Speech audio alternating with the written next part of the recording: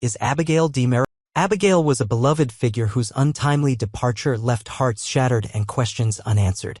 Her absence has cast a long shadow over her family, particularly her parents, Jack and Jennifer Horton Devereaux, Melissa Reeves, and her husband, Chad DiMera.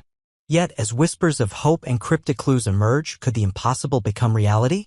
Is Abigail DiMera poised to return to Salem, defying death itself? The residents of Salem are no strangers to the extraordinary.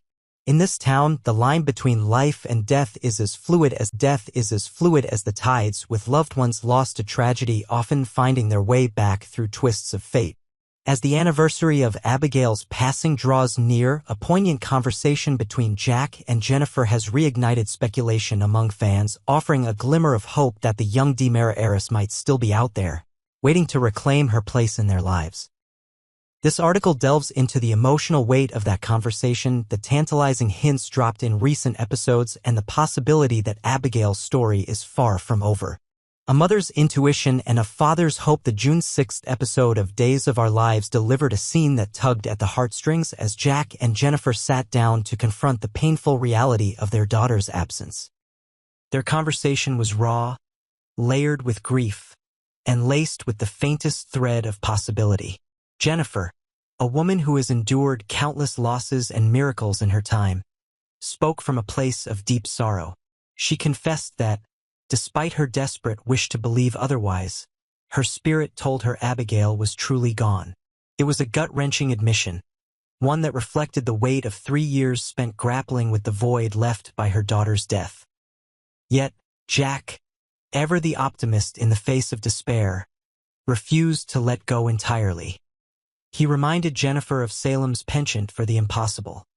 After all, he himself had once returned from the dead when all hope seemed lost. Seemingly impossible things happen in Salem every day, he said, his voice a mix of determination and desperation.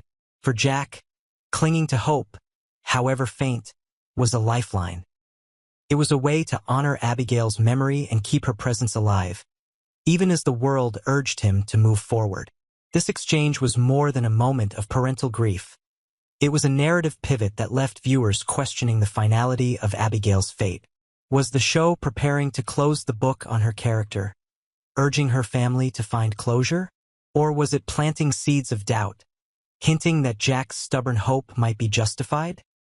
In Salem, where resurrections are as common as summer storms, the latter seems tantalizingly plausible.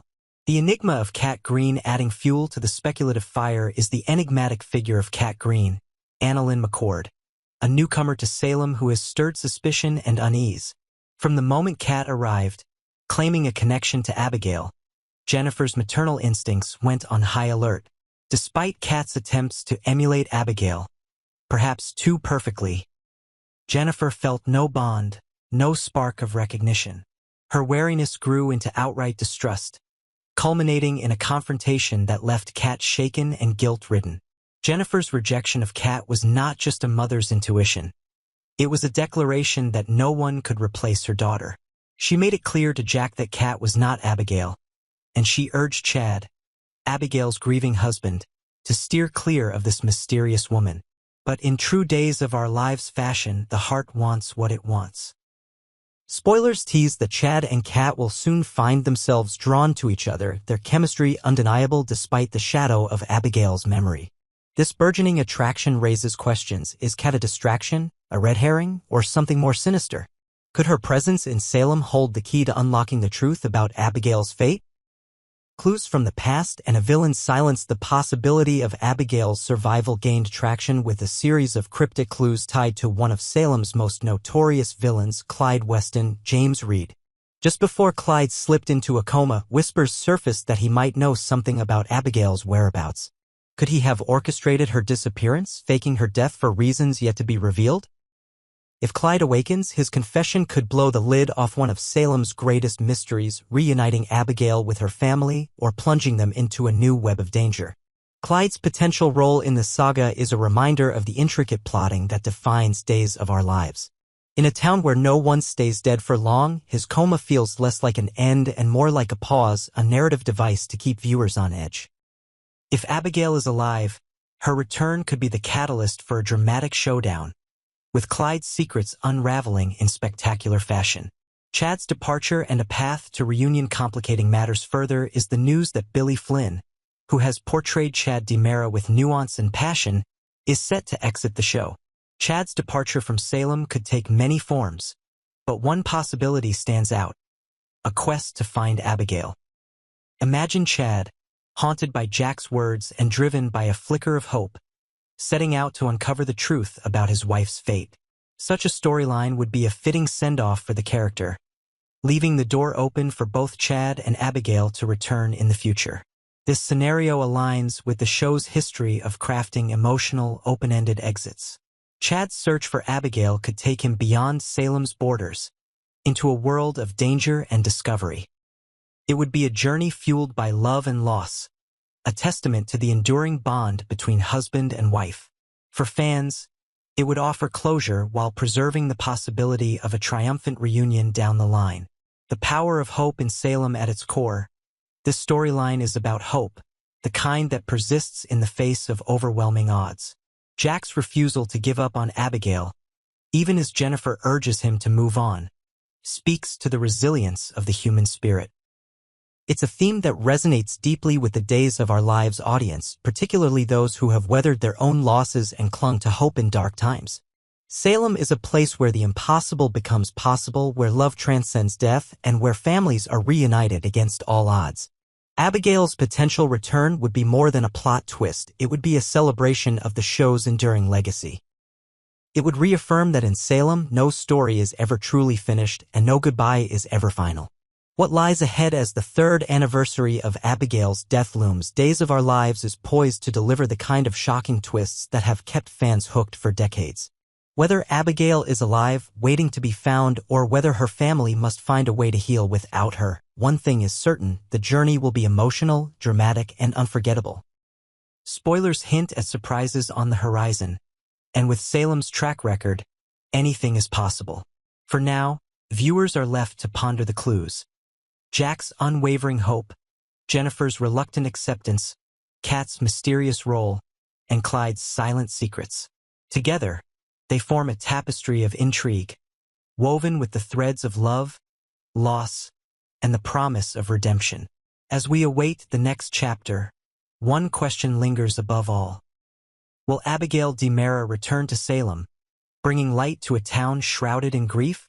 Only time and the writers of Days of Our Lives will tell. At Salem General Hospital, the air was thick with anticipation and worry, mingling into an atmosphere all too familiar for Kate Roberts.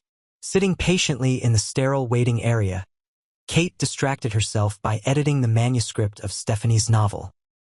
She flipped through pages, carefully marking changes and occasionally letting a quiet smile slip out, momentarily losing herself in the story. Her concentration shattered suddenly when a familiar voice called out in surprise. Kate raised her eyes in astonishment, echoing the exact words as Anna DiMera approached. "What are you doing here?" Anna, elegant even in casual attire, moved quickly to embrace Kate warmly. The unexpected reunion briefly dispelled the hospital's grim ambience. Pulling back, Anna explained with a gentle sigh, "Tony and I had to cut our trip short to attend John's funeral tomorrow." A shadow passed over her face, her usual joviality dimmed by the somber reality of losing yet another dear friend. Curiosity overtook Kate, and she noticed Anna's nervous glance toward the nurse's station. "Just a little checkup," Anna clarified hastily with an air of secrecy that didn't escape Kate. However, respecting Anna's privacy, Kate chose not to press further. Turning the conversation to herself, Kate updated Anna on Philip's condition, her voice trembling slightly. "Philip is in there right now, getting more tests. We still don't have answers, Anna. I'm just waiting, always waiting." The weariness in Kate's voice resonated deeply with Anna, who gently squeezed her friend's hand in silent solidarity. Noticing the stack of papers Kate had set aside, Anna's curiosity piqued. "What's this?" she asked, lifting the manuscript carefully. "Just something new I'm working on," Kate explained casually, a spark returning briefly to her eyes. "You know me. I always like having a few irons in the fire." To lift the heavy mood, Anna eagerly pulled out her phone, excited to share photos from her grandson Noah's recent graduation. She beamed proudly as she swiped through images of the smiling young man in his cap and gown. Look at this handsome young man. Can you believe how quickly they grow up? Anna's eyes sparkled with grandmotherly pride. Kate, however, rolled her eyes playfully. I saw the video Austin sent, she muttered softly, her tone revealing an underlying regret. Anna's smile faded slightly, sensing Kate's remorse at missing the milestone. You really should have been there, Anna gently chided. Kate sighed deeply, nodding silently in reluctant agreement. Their brief moment of lightheartedness was interrupted when Kate's phone buzzed sharply. Glancing down, panic flashed across her face. It's about Philip. I have to go. Without another word, she rushed toward the examination room, leaving her manuscript behind in the chaos. Left alone, Anna's eyes fell onto the abandoned papers. Curiosity took hold once again, and she began to skim the pages. Soon, her eyes widened in surprise, cheeks flushing as she read through what turned out to be quite a steamy passage. Goodness, Kate, she murmured, fanning herself theatrically with the pages.